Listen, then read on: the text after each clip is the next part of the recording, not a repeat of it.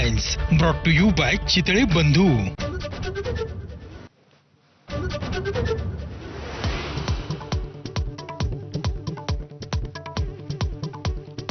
महाराष्ट्राबाहेर येऊन दाखवा, आपटून आपटून मारू। मराठीच्या मुद्द्यावरून ठाकरे बंधूंना भाजप खासदार निशिकांत दुबेंचं आव्हान।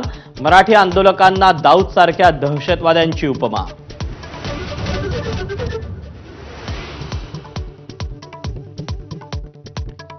महाराष्ट्रात काय आहे, आमच्या पैशावर भाकर खातायत। झारखंडचे भाजप खासदार निशिकांत दुबेंचं वादग्रस्त वक्तव्य। तर आम्ही कुणाच्या जीवावर जगत नाही, आशिष शेलारांनी सुनावलं।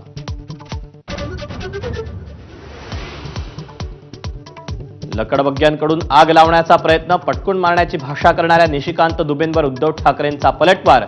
तर भाजप मराठीचा मारेकरी असल्याची ही टीका।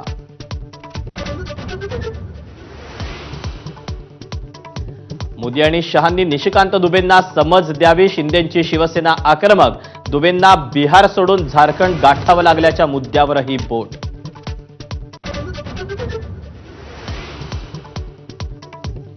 युती संदर्भात कोणीही बोलू नये, बोलण्यापूर्वी आपल्याला विचारावं। राज ठाकरेंचे मनसे पदाधिकाऱ्यांना आदेश। सूचनेमुळे मनसे पदाधिकारी संभ्रमात।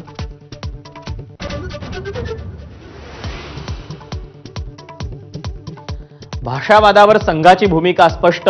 भारतात सर्वच भाषा राष्ट्रभाषा, तर सर्वजण पहिलीपासून मातृभाषेत शिक्षण घेतात। राष्ट्रीय स्वयंसेवक संघाची भूमिका।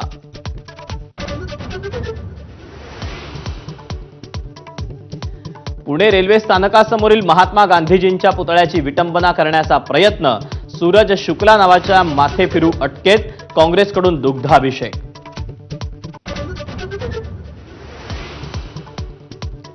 अहिल्यानगरमध्ये बनावट शासन निर्णयाद्वारे 7 कोटींची फसवणूक। विधानसभेदरम्यान सरकारनं काढलेल्या शेकडो GRचा घेतला गैरफायदा। राज्याच्या अनेक भागात तपासाचे आदेश।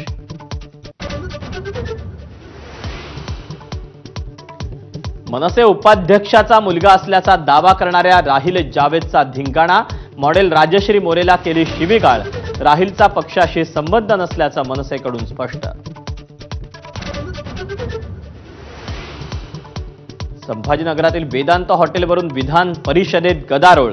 अंबादास दानवेंकडून टेंडरबाबत सवाल उपस्थित। विरोधकांच्या आक्षेपानंतर उच्चस्तरीय चौकशीबाबत फडणवीसांचे निर्देश।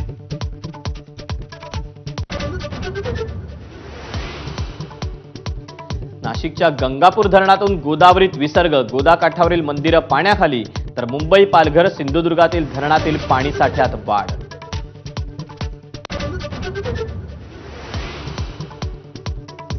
आषाढी एकादशीला पंढरपुरात 27 लाखांपेक्षा जास्त भाविकांची गर्दी। AIच्या माध्यमातून मोजणी, पोलीस अधीक्षकांची माहिती।